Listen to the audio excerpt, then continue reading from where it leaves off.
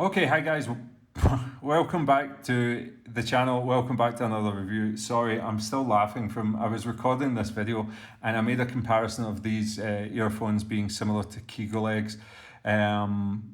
These are the Blon BL-MAX, and we'll talk about this in a second, but I'm still laughing about that. I had to stop the recording about 10 minutes in, so this one's probably going to be a little bit shorter, but yeah, welcome to the channel. Please go ahead and subscribe. It really helps out the channel.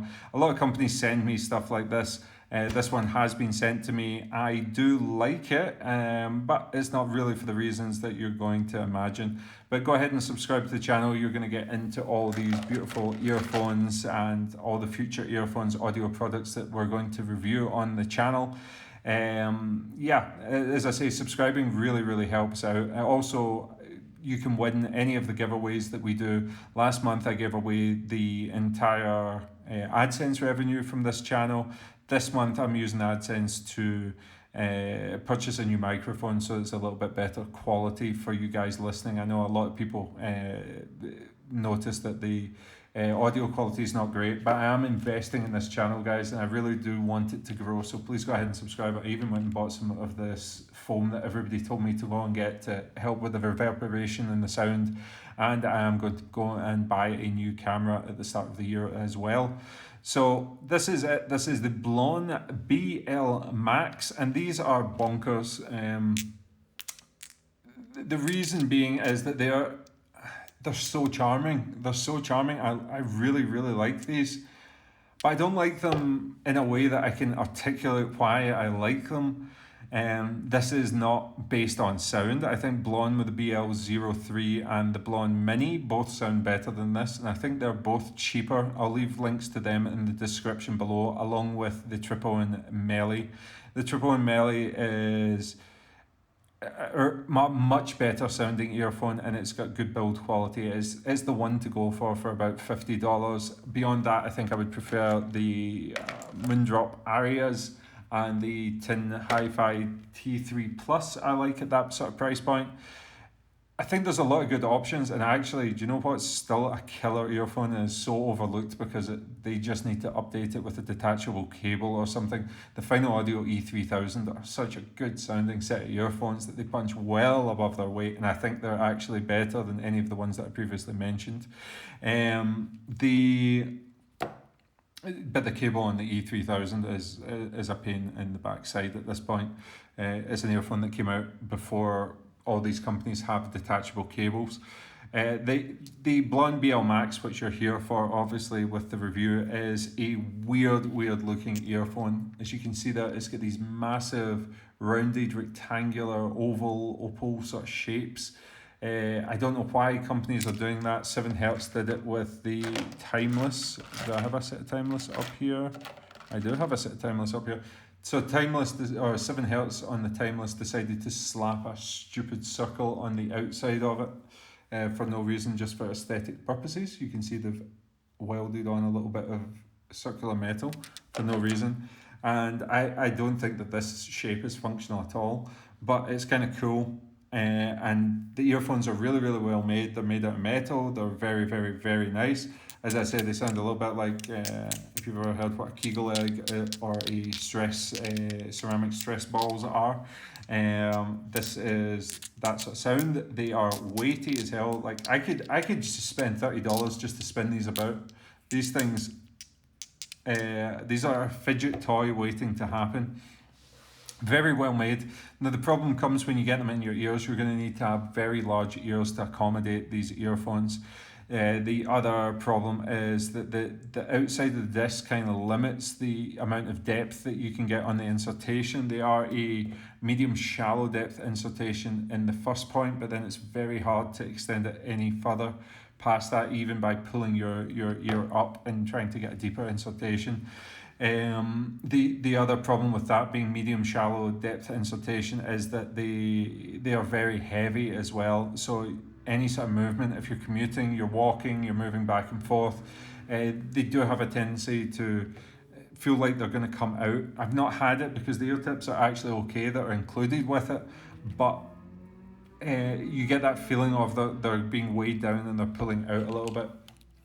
Now the cable is perfectly acceptable for a $35 or $40 earphone. It has the QDC standard on it, which is typical with a lot of Blon stuff, and it has a 3.5mm termination. But it's all metal hardware in line, and I think that's pretty decent value for money. In fact, I think it's very excellent value for money in terms of construction and build quality. I think that's fantastic. The sound is also, it's passable, is what I would say. Is that the sound is good for $35, $40? I can live with the sound, no problem at all. It is very bass centric.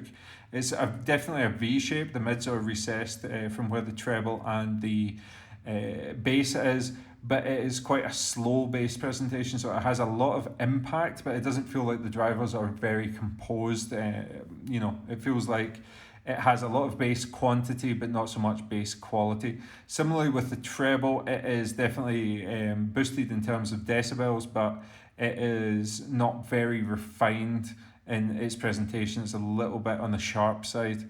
It is fun for listening to EDM and sort of things like that. It's perfectly good and it's perfectly punchy, but I think that, as much as I said at the start of this review that I do like these earphones, and I do like them because there's something charming about them. At the same time, the logical side of me is going to tell every single one of you to go ahead and buy the Trombone Melee, the Aria, the Tin Hi-Fi T3 Plus, something in that ballpark. There's a few others that I'll throw in the link in the description as well. But yeah, I like these, but I just can't recommend them. So that's going to be it for this review, guys. Again, please go ahead and subscribe to the channel. It's really, really helping us out, and we're growing super fast. We're going to be one of the most active review channels in terms of IEMs and amps, DAPs, that sort of stuff. Going into 2022, we have lots and lots of reviews, and of course, as always, subscribers to the channel can ask me in the comments below if you want these compared directly, or if you want any of the earphones that you've seen on the channel before compared directly. I will of course do that, whether in a separate video or in the comment section. I'll answer your questions, and the final reason is that subscribers also can ask questions about recommendations. Just tell me how much you've got to spend, your source material, the type of music you listen to, the genres, maybe some earphones that you've liked in the past, and I'll give you a recommendation based on what I would do for the same money. And I think that's a pretty good way, if you like other earphones that I like, that you can go ahead and maybe think about something that you've not heard before. I really like helping out people. It's my favorite part of the whole channel, is how many messages and comments I get after people have asked for a recommendation and they're thinking about one thing or the other, and then I give them a recommendation. A few weeks later they come back and they tell me how they got on. Sometimes it's not always positive, but most of the time people are like, super positive about it, and I feel really good knowing that I've maybe steered you away from a decision that might not have been in your best interests.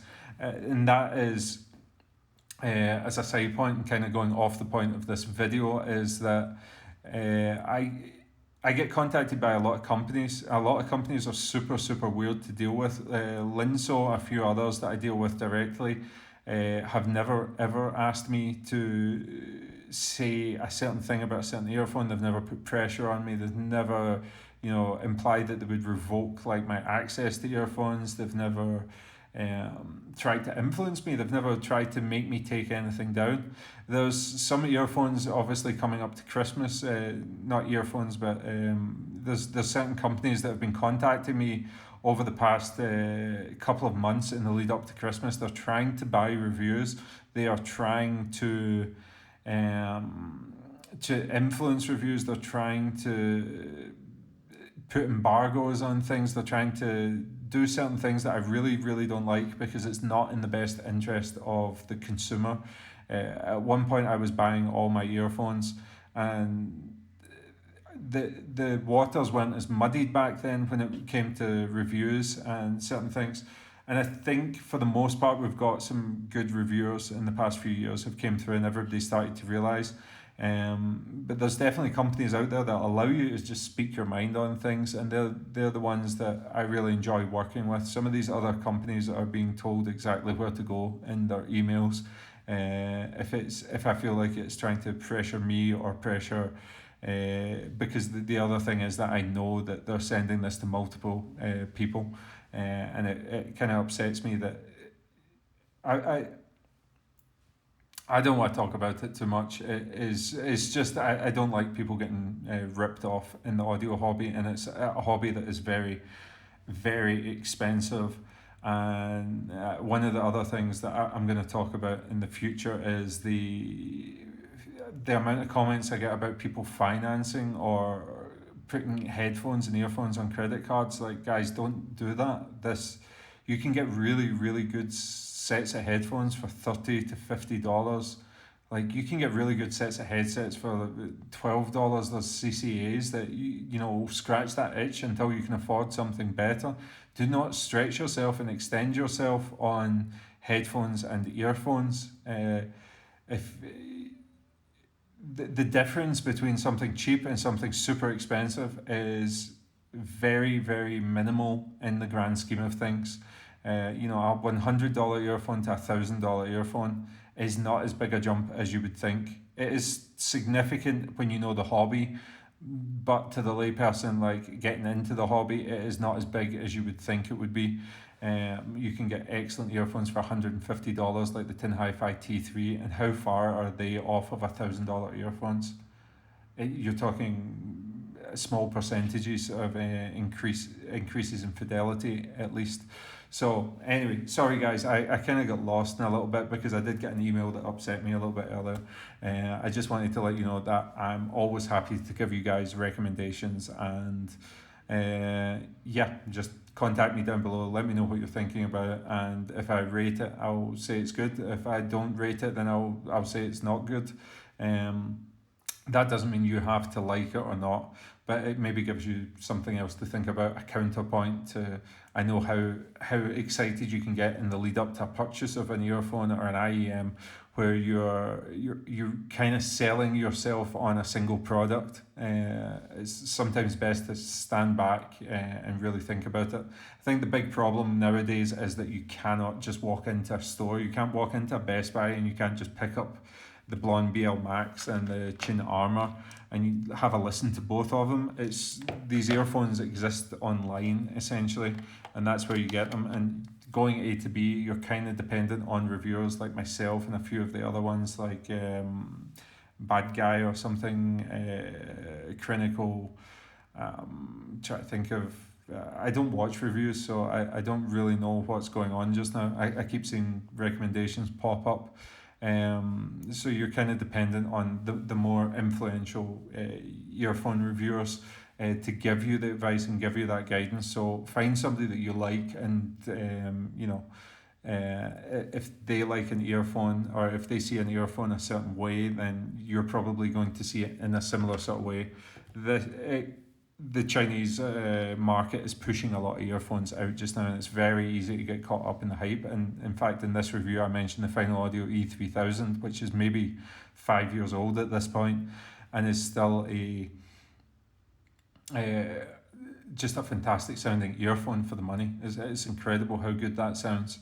It's definitely lost it in terms of the cable and all that sort of stuff, but just because something is old doesn't mean it is not worth the money anymore. So you don't need to look at reviews of stuff that's just been released this year. There's still good earphones going back 10 years. So that's going to be it for this rant. I'm sorry. I just honestly, I got an email that kind of annoyed me a little bit from a company trying to pressure in a certain way, and I just didn't like it. So I'm kind of tainted going into this review, but I just wanted to talk about that. Maybe I'll talk about that company in the future, but yeah, go ahead and subscribe to the channel, and I will see you on the next video, which tomorrow is going to be the AudioSense DT200, which I just got done reviewing. And if you want to know what I thought of those, tune in tomorrow for the next video.